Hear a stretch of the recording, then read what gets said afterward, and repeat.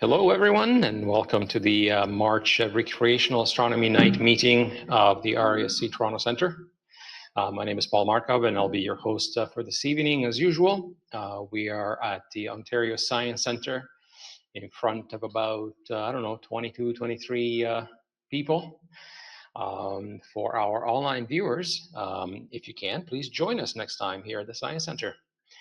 For those who cannot come in person, rest assured that the online presentations will continue. And as always, I'd like to thank our top-notch AV team, comprised of Andrew and Betty Reed, Ward LeGros, and a few others who I don't see here tonight. But there's always lots of help to get these broadcasts online. As you know, I'm always searching for presentations, and we have one open slot for the April 3rd meeting. And that meeting is just before the solar eclipse, FYI. So we're not going to be having any solar eclipse presentations at the April 3rd meeting. So if you have a presentation in mind, or if you know somebody who may be willing to present, please get in touch with me. And the solar eclipse presentations will happen on at the May 1st meeting. And I imagine, I'm hoping we're going to have a lot of people wanting to present and show us their photos and talk about their experience. So it's going to be first come, first served in terms of being able to present. So after you observe it, photograph it, please get in touch, and we'll set you up with a presentation slot. I am hoping that there's going to be a lot of people who want to present, and that those presentations will have to spill over into the June meeting. All right, the speakers for this evening are Arnold Brody, presenting the sky this month. We have Arushi Nath, and she'll talk about integrating sparse and dense photometry methods for improved asteroid property analysis. And then we'll have Michael Watson, who is our national president and experienced solar eclipse chaser, and he'll talk to us about how to photograph solar eclipses. Our Toronto Centre President, Tom Luton, will close the meeting with announcements as usual, and we expect to be done around 9:30. If you're watching us online and have a question, please enter it in the YouTube chat box, and someone here, probably Ward, will ask the question to the speaker on your behalf. In the room, if you have a question, put your hand up, wait for me to hand over a microphone, and then ask your questions so that people online can hear the question. And a show of hands, do we have anybody here for the first time, whether you're a member or not? It doesn't matter. Good, I see a few people. Welcome. And let's see, I think we're ready to get going. Before we start with Arnold, I'd like to invite Tom to do an award presentation.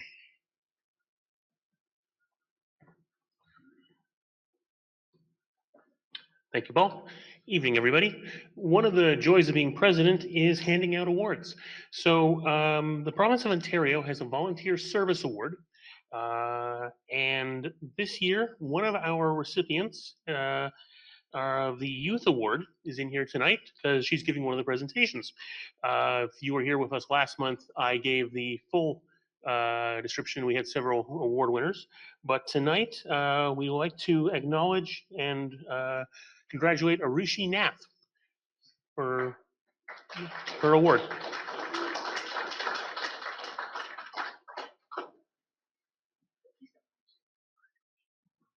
Okay, so our next speaker is Arnold with the sky this month.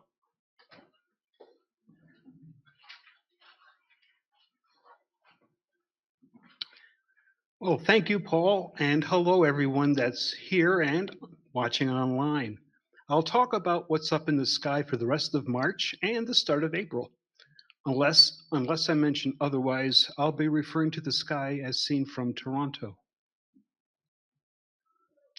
This is a month of transitions. We transition from winter to spring, from standard time to daylight savings. As the Orion spur, filled and surrounded with open and globular clusters, sinks further to the west, we gaze out into intergalactic space, and we transition to the galaxy hunting season. The highlights for March include a Moon-Venus pairing tomorrow morning, Algol at minimum this Saturday night for those in the Eastern and Central time zones. Daylight savings begins on Sunday morning. New moon is on the 10th in Universal Time, late on the 9th in the Americas. This coming weekend is a perfect Messier Marathon opportunity. More about that coming up.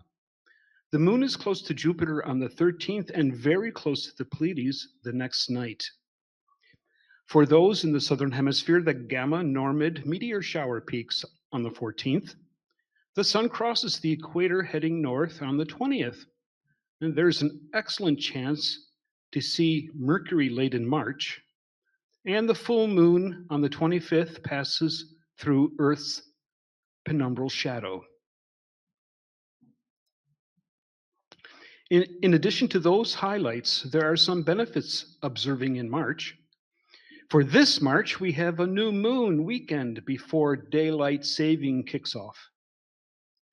There's a chance to observe all object types, planets, globular and open star clusters, galaxies, asteroids, 2 comets, and a meteor shower visible from the Southern Hemisphere. One last chance to see the winter constellations while seeing the spring and summer constellations rise throughout the night. And for those of us in the northern climes, we start to enjoy some warmer conditions. And there are no mosquitoes yet, right? I include astronomical twilight with night in what I call the observing window, since the planets and brighter deep space targets can be observed during astronomical twilight. This window is narrowing at the quickest rate of the year this month, as you can see from this hourglass shape of the night window. The observing window is 10.5 hours long tonight, shrinking to just 9 hours by the start of April. That's a big drop of 1 hour and 23 minutes. Night shrinks even more. Come September, those minuses turn to pluses. Dark skies with little or no moon interference is with us now, with new moon this weekend, and the darkness continues a bit into next week. The full moon on the 25th goes by a number of names. It goes by the worm moon, or the crow moon, or the crust moon, the sap moon, or the sugar moon. How about the Lenten moon, the pure moon, and most recently the pothole moon? And dark skies will return the first week of April. Now let's begin our tour of the night sky with a look at the inner solar system. Currently, Mercury appears too close to the sun to be observed, but it will climb higher in the west over the next few weeks. Venus's elongation is 22 degrees west of the sun, making it possible to catch it just before sunrise. Venus is racing around the sun faster than us, so it will fall further behind it and lower in our morning sky this month. Mars is a bit higher at 30 degrees west, though still low at sunrise because the ecliptic hugs the horizon on spring mornings.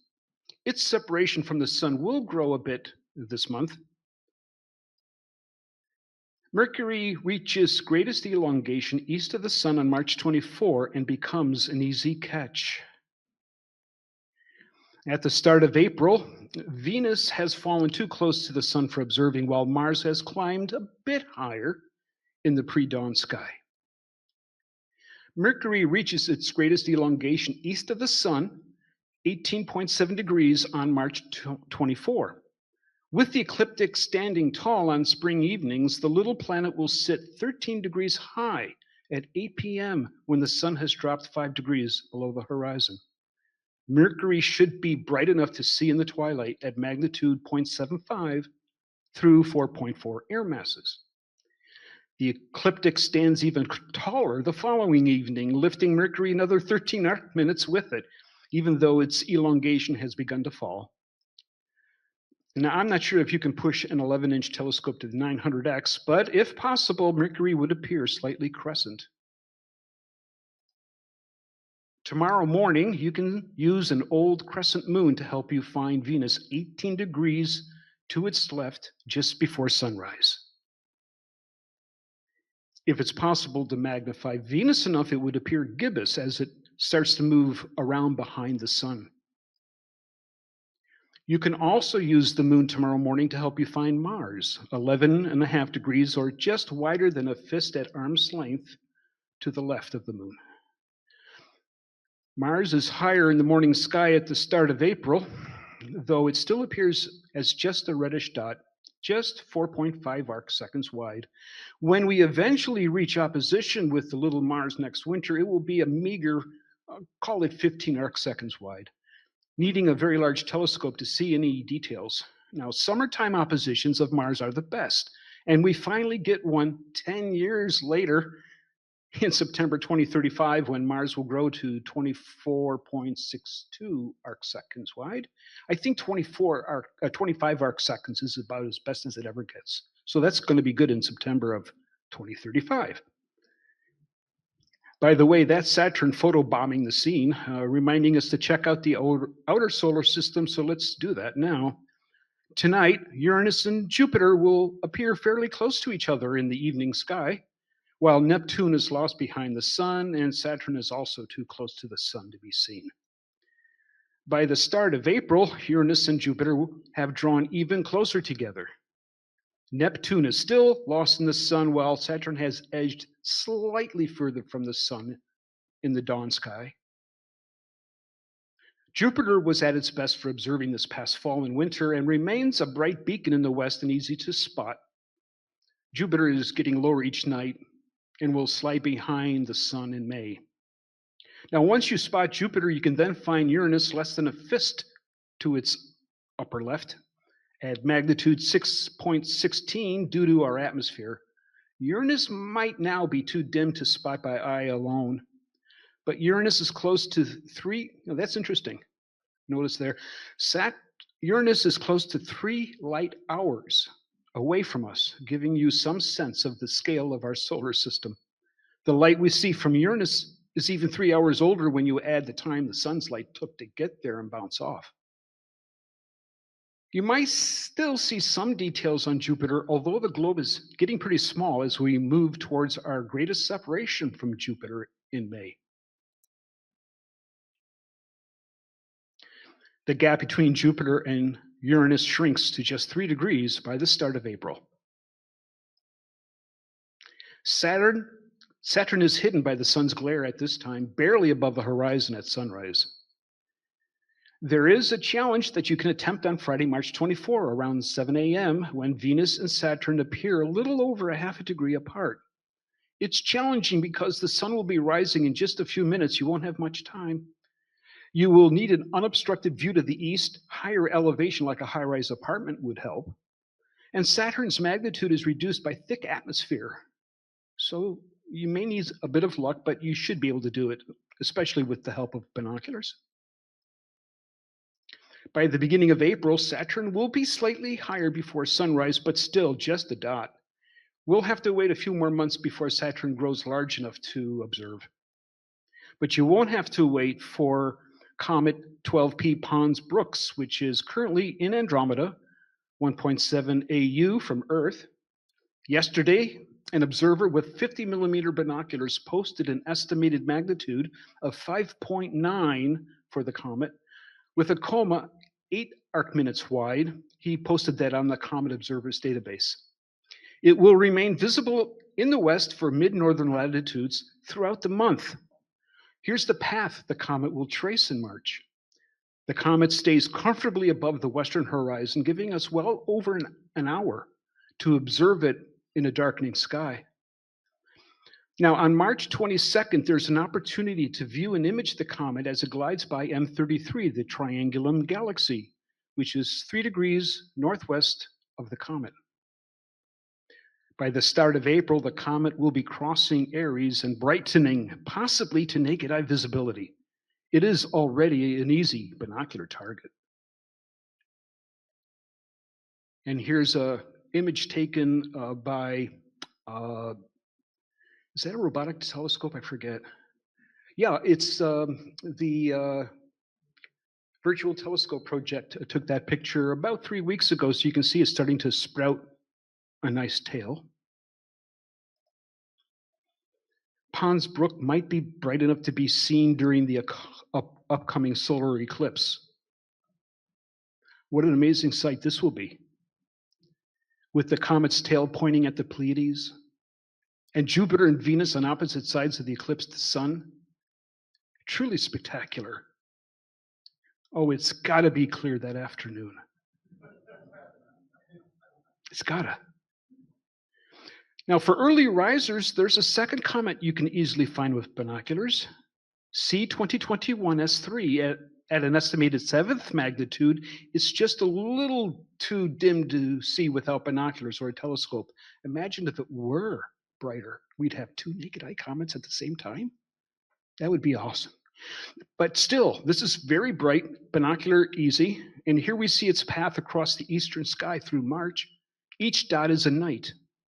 Notice how evenly spaced the dots are, suggesting the comet is not moving drastically towards or away from us, but simply passing us. The comet was discovered by one of the Pan-STARRS robotic telescopes more than 2 years ago. Here we see the comet's path in that diagram. It's already passed the sun about 3 weeks ago, and it is now passing us, closest on March 14.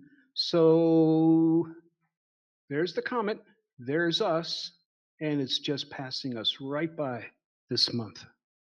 Now, unlike Pons Brooks with a frequency of 71 years, this comet, C2021S3, is an Oort cloud comet with an orbital period over 1 million years, close to 2 million. On March 28th through the 31st, we have a great opportunity to observe and image the Oort cloud visitor passing by the Coat Hanger cluster. That'll be nice. On to the sun now. There are no active sunspots regions currently aimed at Earth, which would explain the low auroral activity recently. The NOAA Space Weather Prediction Center does not anticipate any solar storms from now to March 10. 2 new active regions are rotating into view, 3599 and 3600. 3599 has 12 spots, has doubled in size in the last 3 days, is bipolar, and the positive and negative spots are not well separated, which means they could set off some fireworks. Meanwhile, 3600's lone spot doesn't have a dance partner to make sparks with. These regions have now rotated about halfway towards us. The lack of Earth-facing eruptions doesn't mean the sun is quiet. This 48-hour time lapse of the sun in 304 angstroms show magnificent loops, flares, and prominences across the sun's surface and limb. You'll notice that this activity is getting closer to the sun's equator, and that's a sign of a solar cycle reaching its maximum. I don't know if you noticed that there, but did you see that plasma mountain over here? I'll just drag this back a little bit here and let it run. It's over here in this area. It is so tall. You see it? Amazing. And then there's a big eruption down here, flares all over the place. Okay. In spite of the lack of auroras the last week or so, we are in an eclipse season, which occurs around both equinoxes. Historical records show geomagnetic storms fueled by the sun, which trigger the auroras, are twice as likely at the equinoxes than in summer or winter. Now, the reason for this is explained by the Russell-McFerrin effect, named after the UCLA researchers who first explained it. Basically, the cracks are opened by the solar wind itself. South-pointing magnetic fields inside the solar wind oppose Earth's north-pointing magnetic field.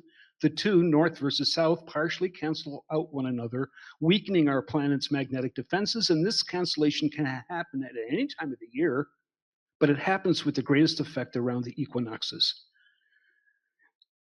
There are weak spots at the magnetic poles where the magnetic field lines don't provide much protection, allowing charged particles to penetrate easily. And that explains why there are constant auroras around those ovals that are around the North and South Pole all the time. When the magnetic poles don't point at or away from the sun, as during the equinoxes, these weak spots align with the sun's magnetic filled lines allowing the charged particles to flow in. So as soon as we get another good outburst from the sun, we will get auroras. Now, new moon. That occurs on Sunday, March 10, when the moon's at perigee, which bodes well for the next new moon in April. Beheim crater tips our way on the 13th. First quarter occurs on the 17th. Oken crater is tipped our way the next night. The moon is at apogee on the 23rd,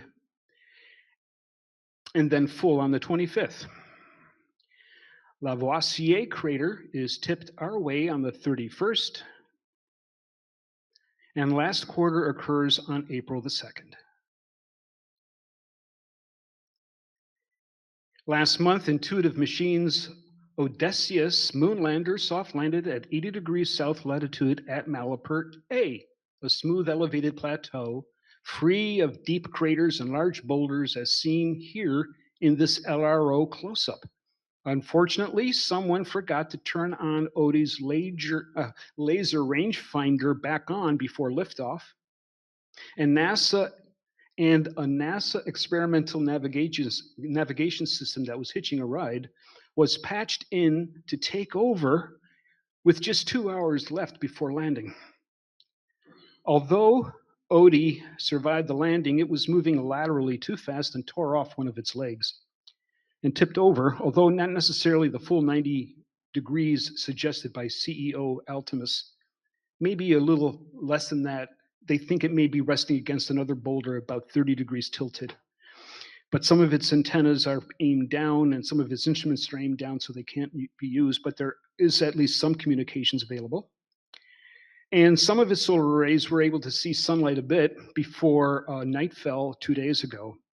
So its batteries will definitely won't have enough power to keep it warm until the next sunrise, keep it warm throughout the lunar night. But there is a chance that Odie will revive at sunrise later this month, just like the Japanese Slim lander did last month. Slim also tipped over when it was landing. The abundance of water ice on the moon's permanently shadowed craters at the moon's south pole has drawn efforts worldwide to explore the region. On Tuesday, March 19, this region is perfectly illuminated for you to explore near Malapert-A.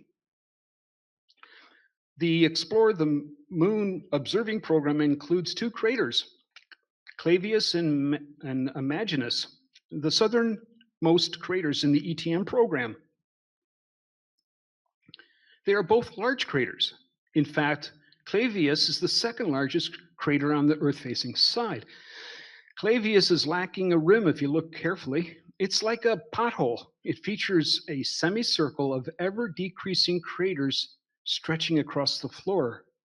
I believe the biggest one on the rim, I think that's Rutherford.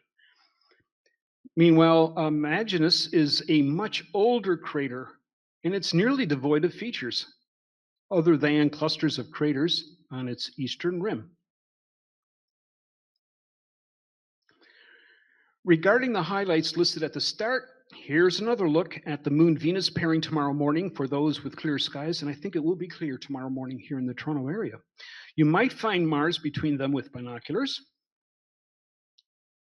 There's a lovely conjunction of still bright Jupiter and a young crescent moon on Wednesday, March 13. The pair will make a great sight in stabilized binoculars. The following night, the Pleiades, the crescent moon, Uranus, and Jupiter make a vertical lineup after dark. As Thursday night turns to Friday morning, the moon draws ever closer to the Pleiades, coming within a degree before they set around 1:15, tight enough to frame in a low power view. Stargazers south of latitude 26 degrees north may catch meteors from the Gamma Normid shower that peaks on the night of March 14-15. Zenith hourly rates have varied over the last few years, mostly in the single digits to low teens. The meteors hit the atmosphere at 68 kilometers a second. That is fast, so they can be bright, and some will produce trains. The full moon on March 25 will pass through Earth's penumbral shadow, slightly dimming its appearance. You might not notice the difference, even at mid-eclipse at 3 in the morning. So I'm not so sure this is really a highlight, perhaps, especially at 3 in the morning. On to deep space.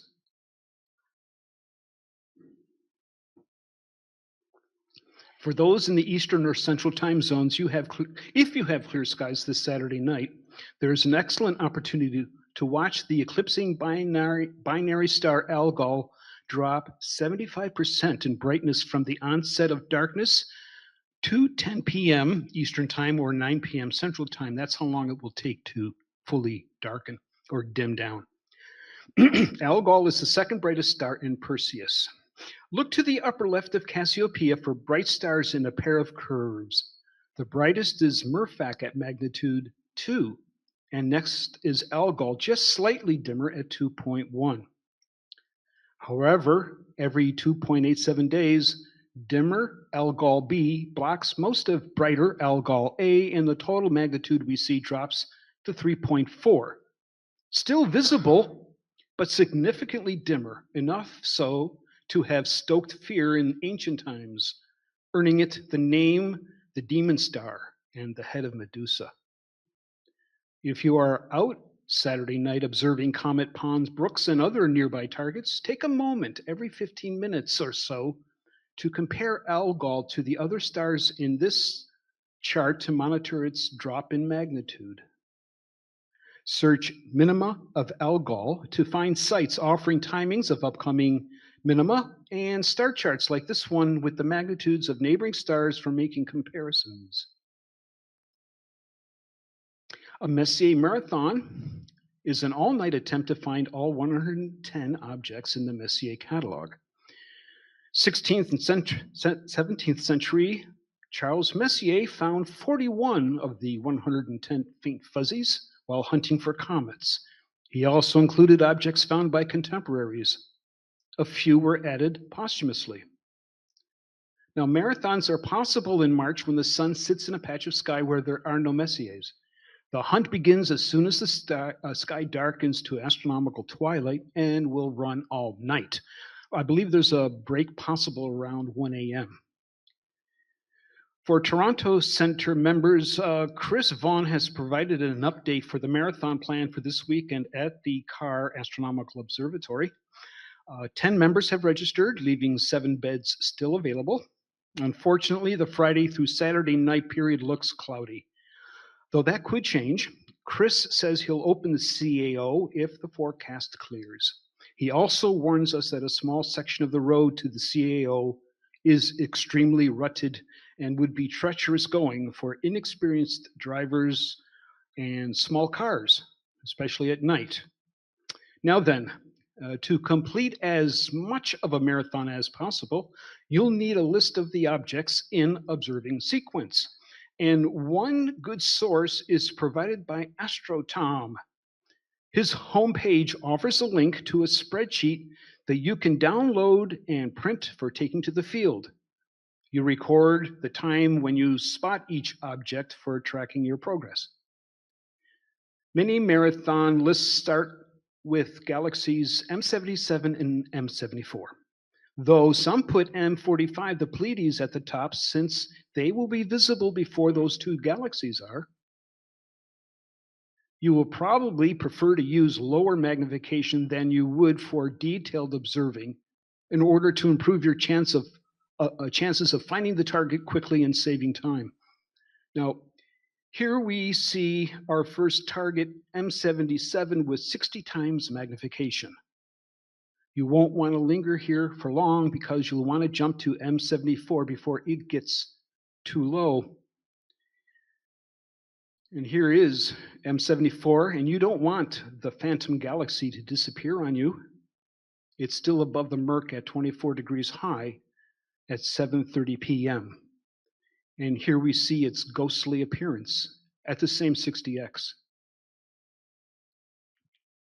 Here we see M45, the Pleiades, naked eye bright, well before the sky is dark enough for M77 and 74. So yeah, it probably should be first. By a quarter to 11, you will have advanced to the 3 galaxies under the belly of Leo, a little over 2 degrees under the halfway point between Regulus and Scherten. With low magnification, it might be possible to spot Messiers 95, 96, and 105 together in the eyepiece, 3 at once. But if they are too faint to be seen, and if you need to jump to higher magnification to boost contrast, simply drop in the higher eyepiece and you can scan slightly to the southwest to find M95. And once you have it centered and you confirm it and you mark it off on your list, then you can slew to the east, and there's M96. Once you have it centered, recorded on your book, then you can slew slightly northeast. And if you do, you will pick up M105. If you see other galaxies with it, M105 is the brightest one. You can then repeat this exercise to find M65 and M66 before moving on. By 11:15 or so, you will have reached the Coma cluster of galaxies where there are 16 Messiers waiting to be found. Problem is, there are over 2,000 galaxies in the cluster, hundreds of which are NGC objects intermixed with the 16 we're looking for. Now, as you hunt for the Messier galaxies, you will likely find more than you're looking for in the eyepiece. The Messier galaxies are probably the brighter ones. You may like to have a detailed star chart of the Coma cluster to help you identify the Messiers, and maybe practicing with the planetarium program beforehand may help as well. And here's the scene in the southeast shortly before dawn as the summertime Messiers rise into view. Many of the final targets are grouped in the same constellation, which may help you out. Scorpius has 4, Ophiuchus has 7, there are 15 in Sagittarius alone, and 8 up north in Ursa Major. From Toronto at latitude 44 degrees, the open cluster M30, last on your list, lit rises with the sun only 5 degrees below the horizon. So atmospheric extinction with the cluster so low will reduce it to magnitude 12, and the civil twilight will simply wash it out.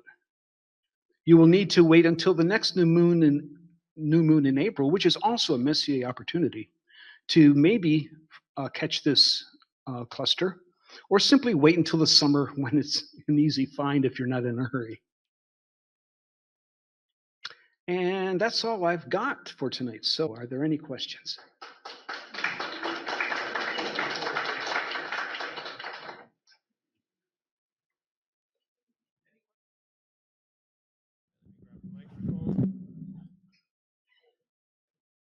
What do we do if it's cloudy?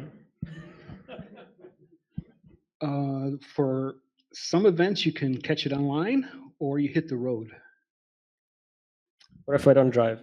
I'm thinking of hitting the road for the eclipse if necessary.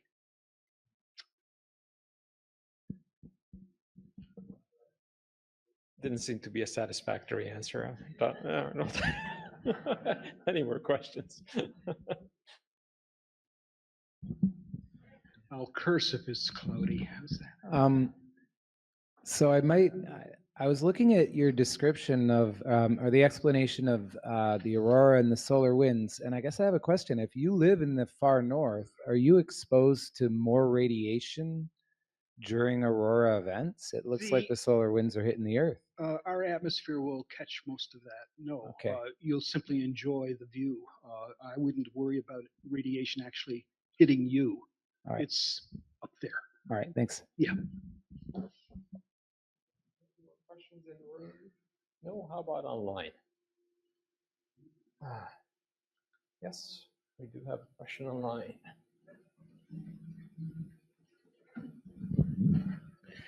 Hi, just noting down the questions here.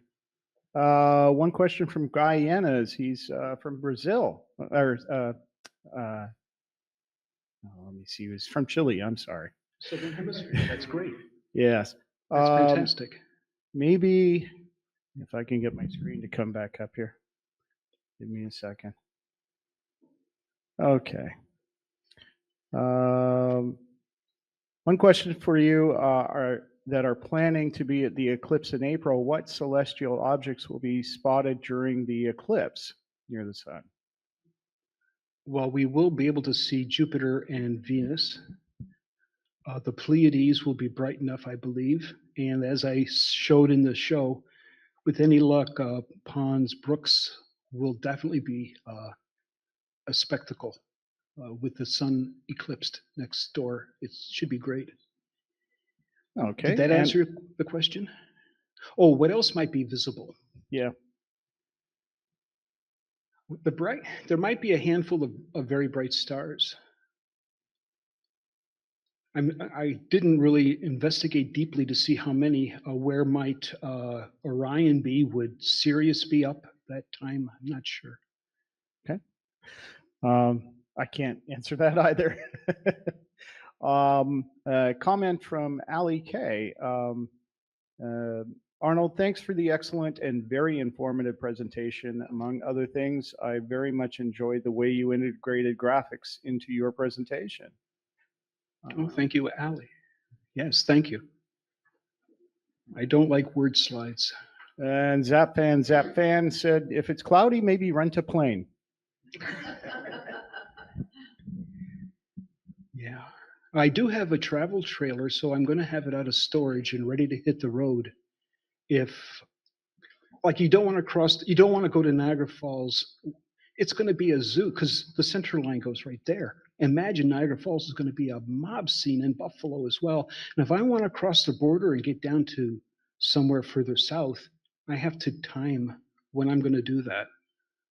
So it's going to be interesting.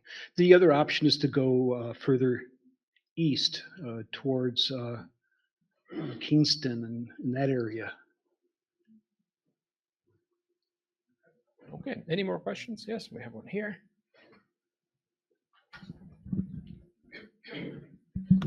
Hi, great presentation. Will you be posting these slides online so we can refer back to them? Well, I'll do something in that regard. Yeah, I'd really like to see the graphic of the eclipse with the Pleiades and the planets and the comet, Yeah. so I know exactly where to look. And Yeah, I cobbled that picture together by getting an image in stellarium of the comet by closing in on it, then get that image of the solar eclipse and drop it in and shrink it down and position it where it ought to be. And I'm hoping that I actually see them. That would be awesome. Fantastic. Okay, very good. No more questions All then. right. Well, thank you. Well, thank you again, Arnold.